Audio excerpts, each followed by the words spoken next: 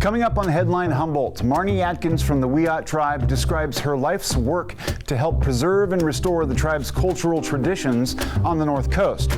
Also, the Humboldt Community Services District is considering a large hike in both water and sewer rates, an increase that will continue to grow each year for the next 5 years. Coming up now on Headline Humboldt.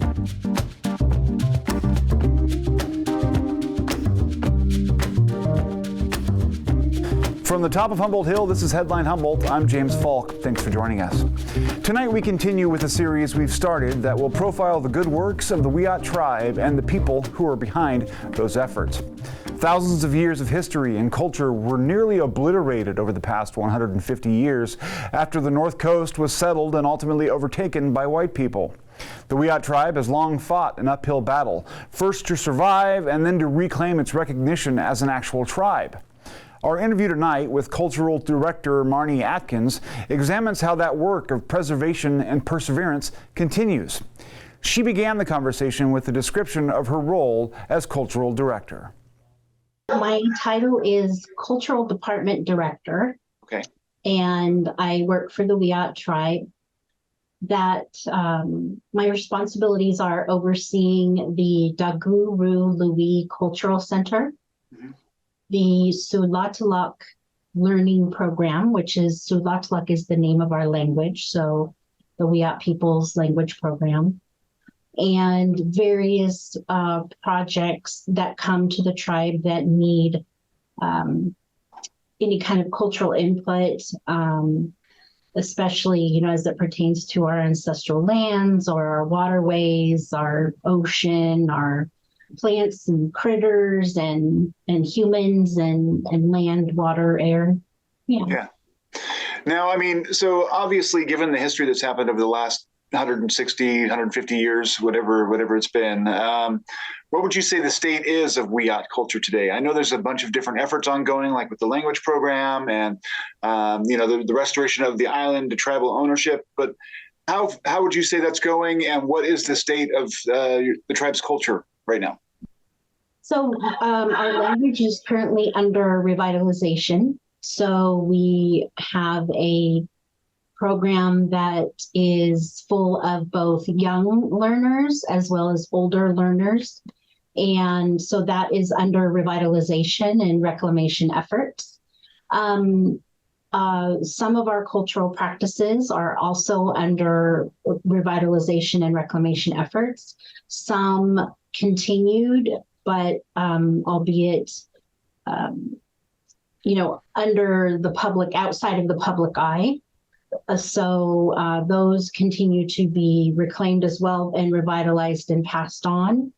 Can you describe for us why that work is so important in terms of tribal identity and giving a culture or leaving a cultural legacy for, kids that are coming up, and then also for people who are just interested in what their heritage is?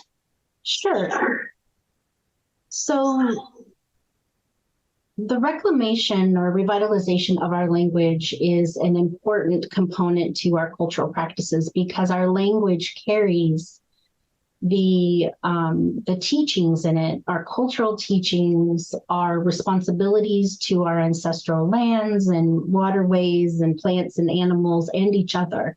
It tells us who we are and how we are to care for our place because our language was developed upon this landscape. So it contains our science, our math, our stories, our history, our traditional practices, the reciprocal relationship of land and water and plants and animals and air. That it tells us how to engage and care for these things so that then they care for us.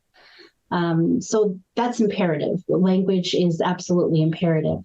And then to go further with that, through different ceremonial practices, or even the traditional, folks call it traditional ecological knowledge now, through those practices on the ground, it is, those are our sciences in practice. Those are our spirituality in practice. Yeah. By caring for these places in a more traditional sense, we are able to ensure that the plants remain healthy, and then therefore the animals remain healthy, and then therefore we remain healthy, and therefore the water remains healthy.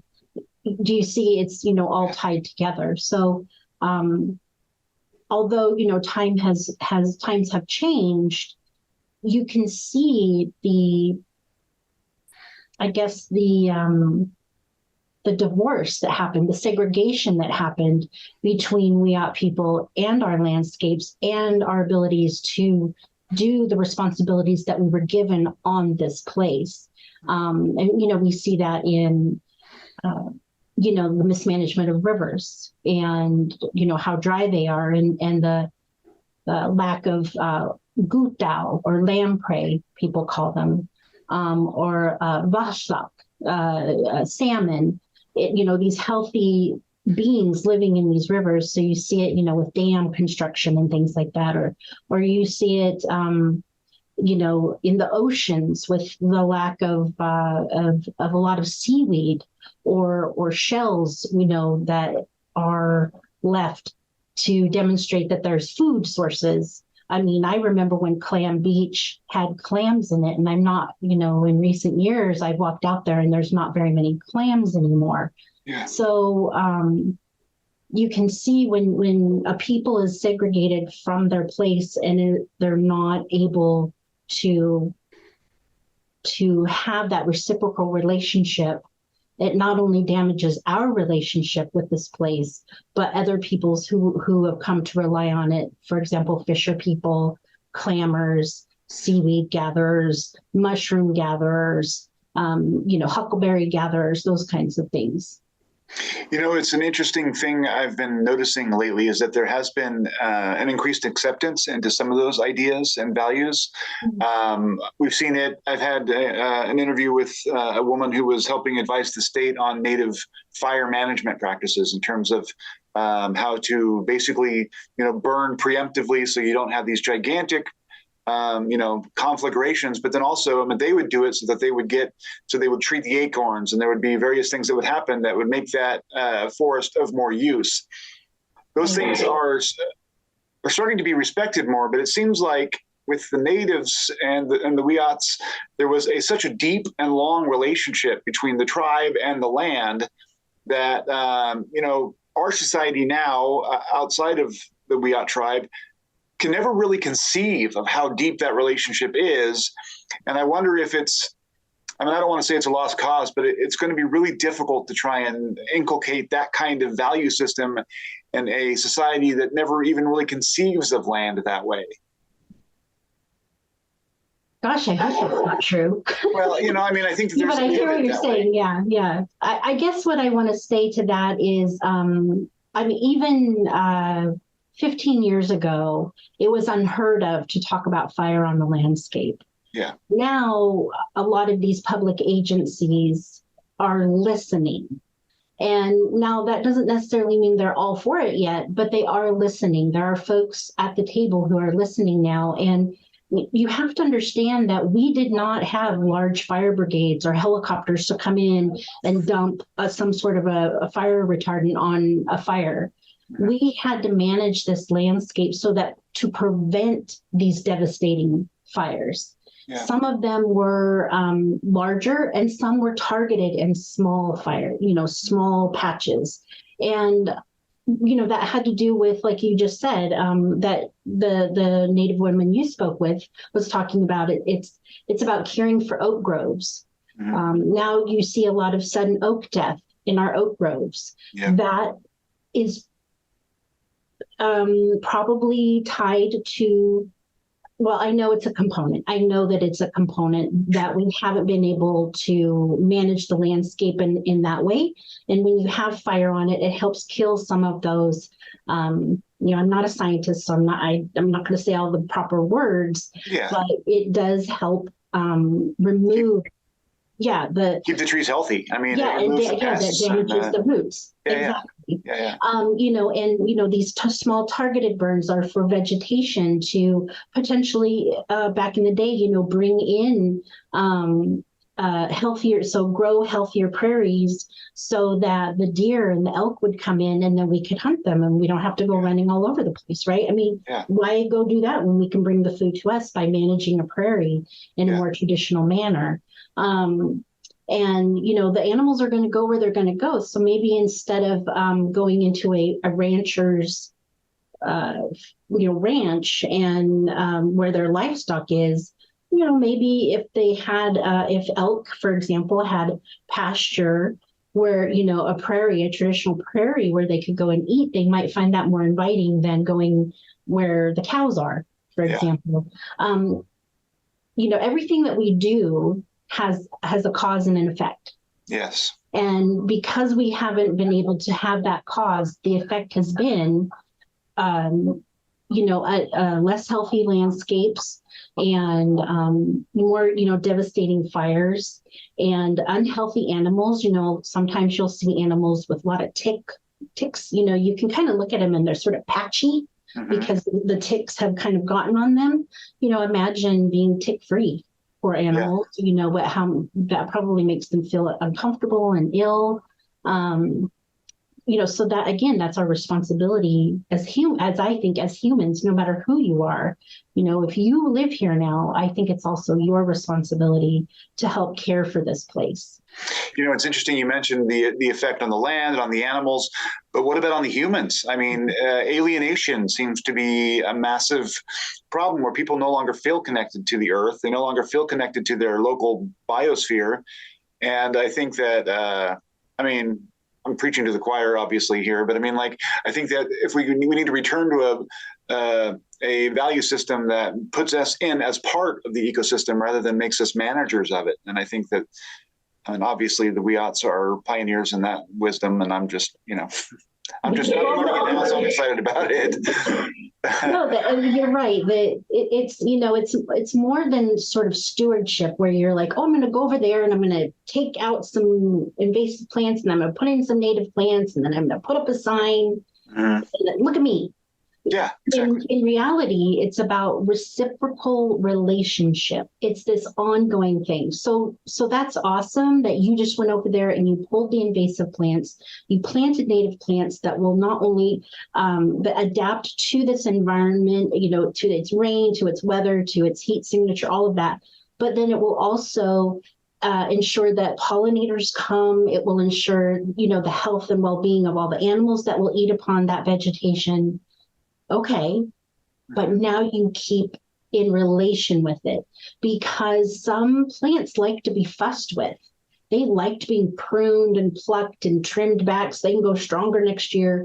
And that's where humans come in. And, especially indigenous folks, they understand that some plants enjoy being pruned and plucked so that next year they go stronger and they get stronger sticks, for example. Hazel's one of them. They like it. Yeah. And so if we do that work, we become observers of our natural world, no matter who you are. And we all used to be tribal people. Yeah, absolutely. No matter what continent you're from, we all used to have a much stronger relationship with our landscapes. Yeah. So it's not just indigenous people. It's all people. If you just follow those practices, you only take what you need. You only consume what you need. You replant, you give back at all opportunities without hesitation. And that is a very different mindset from where we are. Yeah. Now, I was speaking a little bit about the change and where certain experts are willing to hear native wisdom now, where they maybe weren't before. There's been a huge change also in smaller municipalities like Eureka with the, deciding to give the island back and whatnot. Do you think that change has manifested itself in being more welcoming to the Wiyot tribal legacy, or is that more of a surface level? I mean, would you like to see it go deeper, or does it reflect something truly valuable in your mind? I think that it is a reflection on the ongoing concerted efforts of many people to both educate about Wiyot people, other Indigenous peoples, and then those people who are being educated to open their eyes and their ears and their minds to listen. So I don't think it is a superficial effort. Political thing. I think it is an individual or group. You know how it is. Our leadership can change at any moment, depending on elections. And I think that at the times where the city did return land back, there happened to be people on the city council and in the community. I mean, massive amounts of people in our local community supported these efforts. It was not just the city leaders, it was our neighbors who said, no, it's time for that island to go back to the Wiyot people. And I think that that's not superficial. I think that that's definitely a shift in knowledge that wasn't there before. And it takes great strength and efforts, that, to, I guess, to stop the biases that you've had over the years and open up and listen to Indigenous people, whereas before, we might have been erased or just not part of your daily life. So I think that that's a substantial shift. Yeah. A couple other things. We're running out of time, but I want to get these in. The Cultural Center, you are in charge of it. Could you tell us where it is, what the hours are, and what people can experience there that you think it might help them, understand a little bit more about the Wiyot people? So we are on Facebook, and it's facebook.com/DGRLCC. So Dagu Ru Lui Cultural Center. Okay. On there every week we try to post what our upcoming hours will be. Right now we're going to be closed for the next 2 weeks. So not this week, but the week of June 5th and June 12th, because we'll be doing some filming. We're working on a videography project. So we'll be using the downstairs area to film some of our traditional practices. And it's super cool. So we will be closed, but we'll be back open, and we're usually open Wednesday through Saturday, 12 to 5. Right now, hopefully we'll get someone else hired, and then that could expand. Some of the things that we do or we're planning to do in the space are, programming not just for Wiyot people, to have a place to come and gather and to learn their traditional practices from each other, bringing in our own cultural knowledge bearers, but also to provide programming about Wiyot people, history, culture, language to non-Wiyot people. Absolutely. I'd love to host shine a light on Indigenous artists locally. And we have, for example, we have a lot of our cultural regalia up. So you could come and look at what a dance dress looks like, for example. You could come and look at some of the beautiful, intricate weaving that we do, both utilitarian for processing foods, cooking, eating, to basketry, work caps, to beautiful ceremonial caps. So just coming and engaging is, I think, an important point. We have school groups in all the time. I've had little ones from kindergarten, and they did great. Just so you know, I was like, what am I going to do with kindergartners? But they did wonderful. Yeah. All the way up to, big people, So I think people, who want to learn more about the history of this place and who have been here since time immemorial, and how we've moved through the years, through the very terrible years of colonization and genocide, and are undergoing our own reclamation and revitalization efforts, and how those fits and spurts have started, and how the Indian Reorganization Act impacted us, or how access to land, or, public lands or even private lands, have impacted our ability to conduct our traditional practices. We can talk and learn about all of that. Not a lot is taught sometimes in our public schools. So this is a great way for teachers to bring students in and have that engagement and listening, have that conversation back and forth. Yeah, fantastic. And I guess my last question, I'll save this so leave it open-ended for you, is what excites you about the future of Wiyot culture? I mean, we spend so much time talking about the crimes of the past and all the things that have, befallen the tribe and the ways that they've struggled and succeeded to, regain recognition and all of that. But what's exciting to you right now at this moment about where the Wiyot tribe is and where it's going?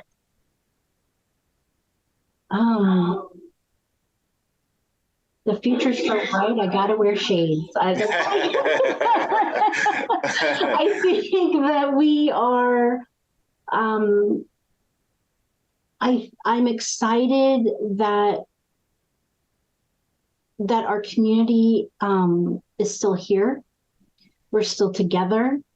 And that through building cohesive, healthy relationships within our community, I think we can overcome the past, negative actions, and that not only do we survive, but we thrive.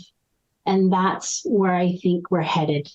And I look forward to being an old lady sitting on my porch, drinking my iced tea and, telling those old lady stories of when I was a kid and seeing where we are.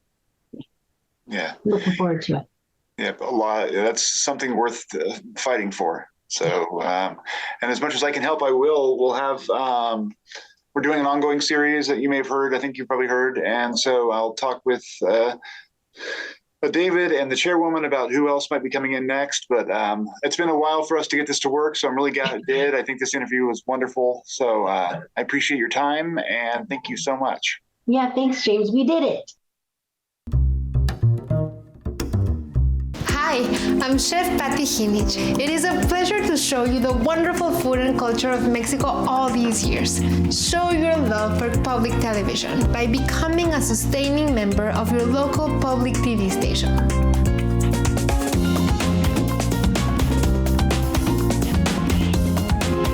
Watch episodes of Patty's Mexican Table and other favorite shows anytime with Passport on the PBS Video app. Humboldt Community Services District has announced that they are looking to significantly raise their water and sewer rates, potentially impacting thousands of North Coast customers. A public hearing to consider the move will be held on July 11th at the district offices, 5055 Walnut Drive in Eureka. The district said in letters and emails sent to customers that the rate increase will help it to maintain dependable service, upgrade equipment, minimize disruptions, and perform capital improvements. Quote, as a water and sewer system continues to age, replacement of pipelines and equipment becomes a priority beyond day-to-day maintenance, the letter states. The district system has entered the stage of necessity for replacement, unquote. If approved, the hike would increase water rates by 13% every year for the next 5 years, and sewer rates by 14%, with no future public hearings required. So if you want to get comment in, this is your chance. The first increase would go into effect on August 1st. Both the fixed water and sewer fees will go up, as well as the fees for actual amounts used. For a normal household, the move would raise the flat rate from the current service charge of $26.46 per month to $38.40 by 2027. The rate for each 748 gallons of water used would more than double at the end of 5 years, from $4.06 to $8.66. Written protests from water customers or property owners may be submitted in writing before the closing of the July 11 public hearings. This week, NASA conducted the first public hearing in its effort to get to the bottom of the unidentified anomalous phenomenon situation. A blue ribbon commission of experts and scientists discussed the difficulties science has had in ascertaining the identity of what used to be called UFOs. In the following clip, Commission Chairman David Spergel discusses how NASA's expertise will help delineate the most effective ways to study UAPs. The group was also addressed by Sean Kirkpatrick, director of the U.S. government's Aerial Anomaly Resolution Office, or AARO, who argued that NASA has an invaluable role to play. Because of NASA being the civilian agency studying air and space, it has a special role to play. And I see our charge primarily as helping identify for NASA ways it could play that role and contribute to understanding. We've gone through a preliminary data collection stage, and to summarize some of the things that we've learned, the current data collection efforts regarding UAPs are unsystematic and fragmented across various agencies, often using instruments uncalibrated for scientific data collection. And if I think about the data that people have out there, it's in many ways what we'd like to think of as citizen science. But again, it is uncalibrated data, poorly characterized, not well curated. And we face, looking through this data, a significant background. A background of many of these events are commercial aircraft, civilian and military drones, weather and research balloons, military equipment, ionospheric phenomenon. We need to characterize how when the data is taken, when it sees events like this first. The current existing data and eyewitness reports alone are insufficient to provide conclusive evidence about the nature and origin of every UAP event. They're often uninformative due to lack of quality control and data curation. To understand UAP better, targeted data collection, thorough data curation, and robust analyses are needed. NASA has been an invaluable partner to our team at AARO as we work to better understand and respond to unidentified anomalous phenomena. We applaud NASA for commissioning its independent study team and for exploring what data and tools could be leveraged to shed greater light on UAP. Though NASA and AARO are taking on very different aspects of the UAP problem set, our efforts are very much complementary. We both are committed to the scientific method, to a data-driven approach, and the highest standards of scientific research integrity. While NASA is evaluating unclassified data sources for its study, AARO's data set includes classified material with a focus on national security areas. However, all of this data collectively is critical to understanding the nature and origin of UAP. That's it for this week. And remember, tonight we're starting our annual Spring Pledge Drive. We're doing things a bit different this time around by inconveniencing viewers like you as little as possible and sticking with much of our regular programming. If you like this approach, remember to give. Your donations make shows like this possible. Stay tuned, stay informed.